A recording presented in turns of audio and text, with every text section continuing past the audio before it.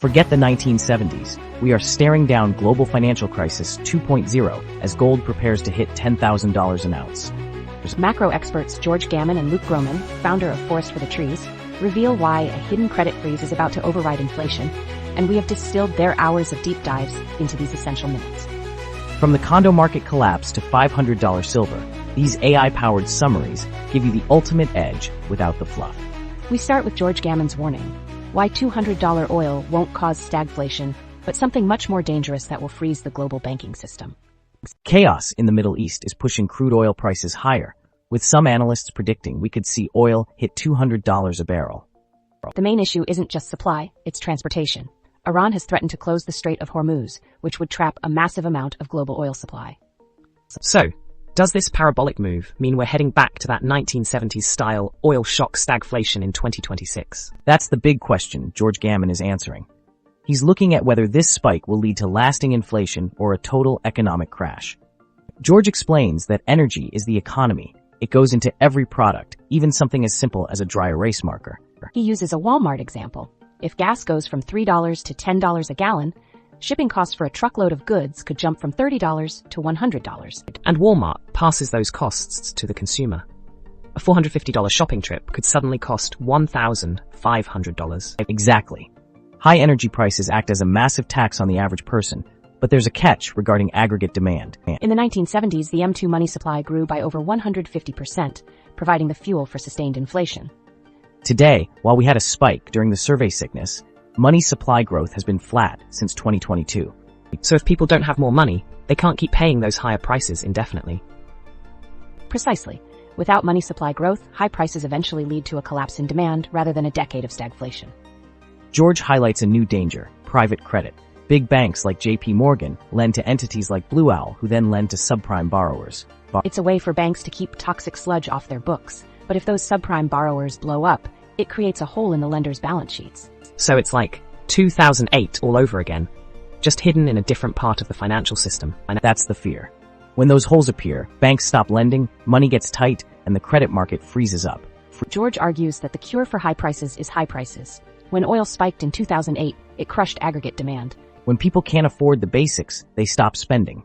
That leads to a recession, which ironically causes oil prices to crash as demand falls. So the very thing people fear, high oil prices, is actually what might trigger the deflationary event. Exactly. It sows the seeds of the next disinflationary cycle. George's big prediction is that we are more likely to see a global financial crisis 2.0 than a 1970s repeat. With the labor market deteriorating and money supply growth flat, a spike to $150 or $200 oil will likely cause demand to fall off a cliff. So, we're looking at a sharp economic contraction instead of just high prices. Yes, a credit event exacerbated by high energy costs that leads to a significant recession. As subprime borrowers fail, redemptions will stop in the private credit market, eventually hitting the major big banks. This will lead to an environment where money is incredibly tight, further driving the economy into a recessionary spiral. So the banking system becomes the bottleneck for the whole economy. Exactly. When the entities responsible for printing money through lending get hit, the music stops. To navigate these turbulent times, George Gammon emphasizes getting a better lay of the land from experts. He's hosting Rebel Capitalist Live in Orlando at the end of May to help people prepare their portfolios for these volatility shifts. It sounds like understanding the difference between 1970s stagflation and a 2008-style crash is key to surviving 2026. Absolutely. Knowledge and positioning are the only ways to turn these risks into opportunities. Today, we're dissecting the heavy-hitting analysis of Luke Gromen from his recent discussion with David Lin. Luke is the founder of Forest for the Trees, and he is essentially the go-to expert for understanding the breakdown of the global financial system. Wait, the financial system? Are we talking about a total collapse or just some market turbulence? Luke Gromen believes the global system is hitting a mathematical wall due to unsustainable debt loads and the weaponization of the dollar. The massive headline from David Lin's interview is that Luke expects gold to potentially double or even triple from its current level of over $5,200. He argues it is the cheapest asset on the board when compared to the amount of foreign-held U.S. debt. Hold on. Gold at over $5,000 is considered cheap? My wallet is sweating just thinking about that. If Luke is right, gold will be the primary reserve asset that restores balance to a system drowning in $38 trillion of debt. Luke Gromen points out a terrifying reality. The U.S. net interest expense is hitting $1 trillion every year. That is just the interest. It is not even touching the principal debt. We are spending as much on interest as we are on the entire defense budget. 1 trillion, with a T. I cannot even fathom that many zeros. It means the government is essentially trapped in a debt spiral where it has to borrow more just to pay the interest on what it already owes. According to the discussion with David Lin, the total debt is currently $38.8 trillion. Luke argues that the treasury market will dysfunction every time the dollar gets too strong because foreigners are forced to sell their bonds to get liquidity. So a strong dollar is actually a bad thing for the government's own debt. Exactly. A strong dollar squeezes global borrowers, forcing them to dump treasuries, which then sends yields screaming higher. Luke Gromen highlights that global central banks are ditching treasuries in favor of gold as a neutral reserve asset. Nations like China and Russia have realized that dollar assets can be frozen or seized at any moment by the United States. Wait, so gold is the only thing they can hold that the US cannot just turn off? That is the point. Gold has no counterparty risk. It is a neutral asset that has settled trade for thousands of years. In the interview, Luke explains that freezing Russian reserves was a major turning point for the world order. Every nation in the global south is now looking for an exit from the dollar-centric system to avoid similar geopolitical risks. Is that why we're seeing oil being traded in other currencies now? Yes, the petrodollar system where oil is only sold for dollars is unraveling as nations trade energy for gold or local currencies. Luke uses the gold to oil ratio as a health meter for the current system. A high ratio means the petrodollar is failing. Since 2007, the ratio has moved from 6 barrels per ounce to nearly 80. 80 barrels for 1 ounce of gold. That sounds like a massive shift in value. It shows that oil exporters are increasingly preferring gold over dollar-denominated debt. Luke Gromen's primary prediction is that gold needs to double or triple to collateralize the massive outstanding U.S. debt. He is looking at $10,000 per ounce or higher to reach historical average collateralization levels. $10,000. It is at $5,200 now. That is a massive jump. It sounds extreme, but Luke points out that gold is still only collateralizing about 14% of foreign-held debt today, compared to 40 to 60% historically. Luke predicts the Federal Reserve will eventually have to implement yield curve control as the Treasury market breaks. This means the Fed will print whatever is necessary to keep interest rates from rising to levels that would bankrupted the government. But wouldn't that massive money printing lead to even higher inflation? Absolutely. But Luke argues they have no choice. It is either inflation or a default on interest and entitlements. Luke Gromen's actionable advice is to move out of paper promises and into hard assets. He remains very heavy on gold and gold miners, but also likes electrical infrastructure stocks and ETFs like PAVE and GRID. Why electrical infrastructure? Is that related to the reshoring of manufacturing? Yes. He believes the US will be forced to spend heavily on its own grid and manufacturing base as the world turns multipolar. Finally, Luke suggests an above-normal allocation to cash and short-term T-bills to weather the coming volatility. Keep a close eye on the 10-year Treasury yield. If it spikes despite a strong dollar, the unraveling he described to David Lin is in full swing. Okay, so buy gold, watch the 10-year yield, and stay liquid. I think I am ready for the unraveling. Willem Middelkoop is making a bold prediction that silver could reach $500 an ounce as COMEX inventories plunge 30%. He explains to host Jeremy Satper that the physical drain on the markets is reaching a breaking point. $500? That is a massive jump from current levels. How does he justify that? He looks at the historical gold to silver ratio of 1 to 10. If gold hits 5,000, silver at 500 is just returning to historical norms. A central part of Willem's thesis is that the mechanism for price discovery is shifting from the west to the east. He notes that institutional investors in India are already starting to look at Shanghai prices rather than the LBMA as their benchmark. So the West is losing its grip on the market. Exactly. Willem believes we're witnessing the last innings of paper market manipulation as physical metal moves into Eastern vaults. Willem references the fourth turning theory to explain the current geopolitical instability and proxy wars. He argues that these conflicts are part of a larger struggle between the US and China over global control. How does that affect the metals market? It creates a drive for tangible assets as trust in the dollar-based system declines during this transition period. Willem warns that while private credit is struggling, the real danger is a sovereign debt crisis. He points out that countries like the US and Japan are acting as if they can fund massive deficits indefinitely. What happens when that trust breaks? He predicts all hell breaks loose in the financial markets, leading to a loss of trust and potentially a real market crash. Interestingly, silver was recently added to the US critical metals list. Willem mentions a recent agreement between the US and Mexico regarding these minerals, which he believes is quietly aimed at silver supply. Why would they keep it quiet? Willem suggests they want to keep prices suppressed while they secure the physical supply they need for industrial use. In 12 months, Willem predicts there will be a general consensus that price discovery has moved to Shanghai. He believes the credibility of the COMEX is failing due to technical glitches and declining open interest. Will paper silver still matter at that point? He says it won't. The physical reality of the East will override the paper manipulation of the West. Willem expects a massive revaluation of gold to occur during a monetary crisis. He suggests the U.S. could revalue its gold to mark-to-market levels to add trillions to its balance sheet. Would that benefit their rivals too? Yes, it would be highly beneficial for Russia and China, which is why it might only happen as a last resort to stabilize the world system. Willem is keeping his focus on what he calls the Big Four: gold, silver, uranium, and copper. He is particularly interested in major discoveries and M&A activity, like the recent Arizona-Sonoran copper deal.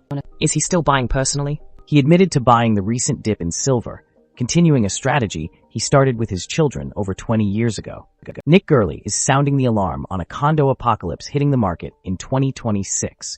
According to the Wall Street Journal, this is the worst condo market since the last crash ended, and values are dropping nationwide. Are we seeing double-digit declines already? Absolutely. Data from Zillow shows condo values in Cape Coral are down 30%, and Oakland has dropped 29%. Nick argues that condos are a surefire signal of where the rest of the housing market is heading because they are a more volatile asset class. They tend to dip first in a downturn and recover first in a rebound, much like they did between 2005 and 2015. So even if you only care about houses, you need to watch the condos.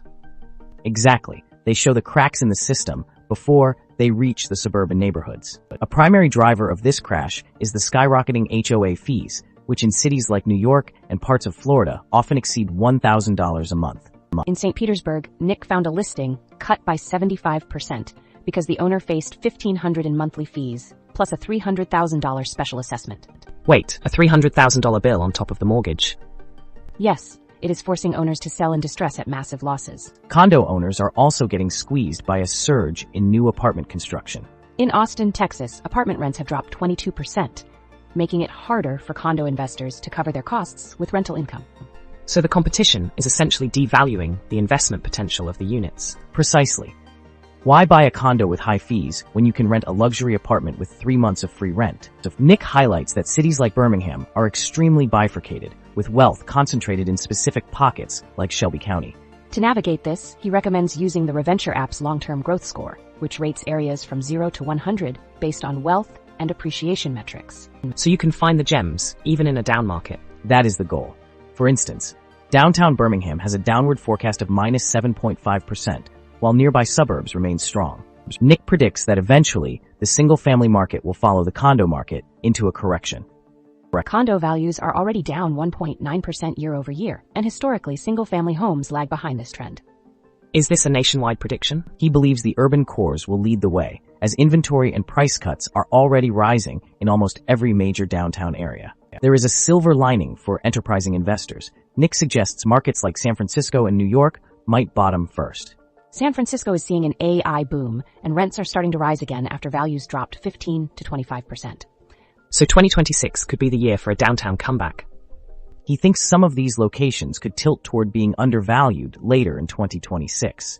The final takeaway for anyone looking at a condo is to check the HOA documents carefully. You need to see the reserve schedule and bank account balances to ensure there are no hidden special assessments coming your way. No one wants to buy a liability by accident. Exactly. Use data tools and stay informed to avoid getting stuck with a bad deal in this volatile market. Today, we're breaking down a terrifying warning from Jeff Snider, the head of Eurodollar University, about why falling oil prices are actually a nightmare for the economy. Exactly. Jeff Snider argues that while we love cheap gas, the reason it's getting cheaper is because global demand is effectively falling off a cliff. Wait, falling oil is bad?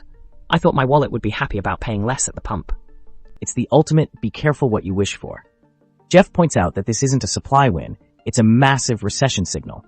Jeff Snider notes that even with OPEC cutting production to keep prices up, oil is still sliding, which means the economy is cooling faster than they can cut. So, even if they make less oil, people still don't want it. Precisely.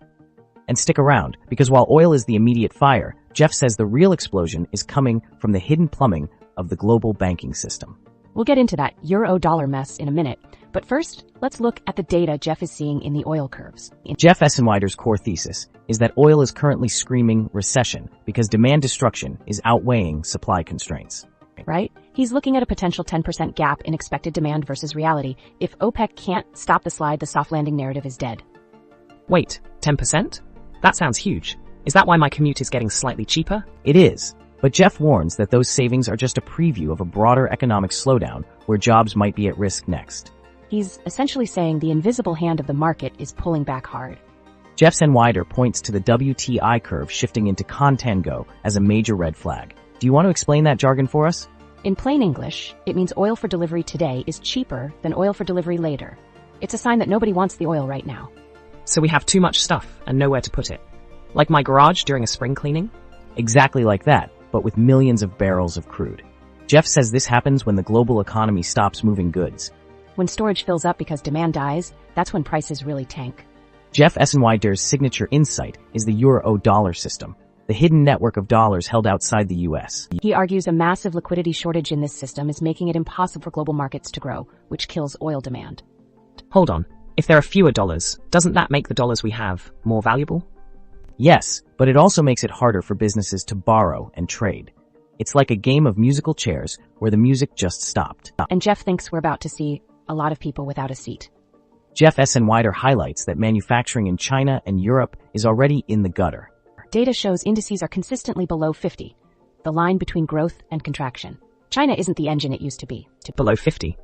So they're literally making less stuff than last month? Exactly. And if China isn't making stuff, they aren't buying oil to power their factories. That ripples back to the US. We're next in line for that slowdown. Jeff Snider's prediction isn't pretty. He sees a full-blown global recession taking hold by early 2025. He's basing this on the fact that every time oil curves and yield curves invert like this, a hard landing follows. A hard landing? That sounds like a plane crash. Are we talking a total market meltdown? Jeff says it's more of a long, painful stagnation where prices stop rising because nobody has money to spend. And here is the kicker.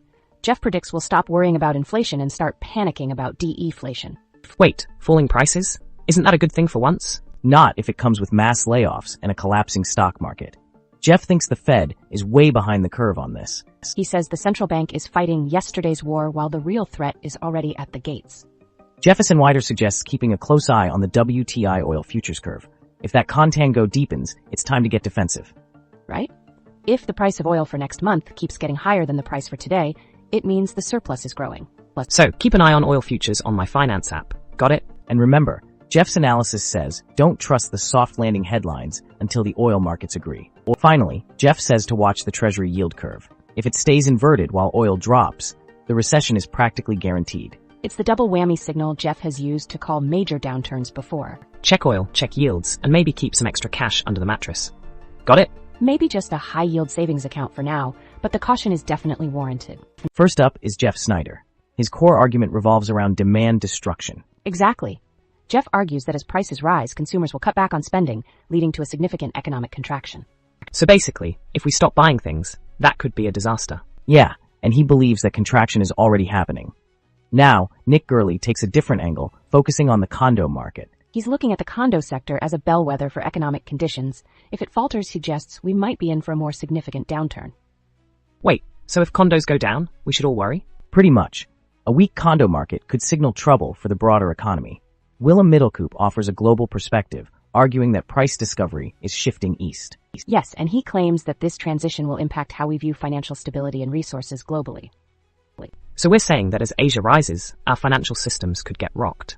That's a simplification. But yes, the entire dynamics of economics might change. Despite their different approaches, all three agree this economic landscape is precarious. Right?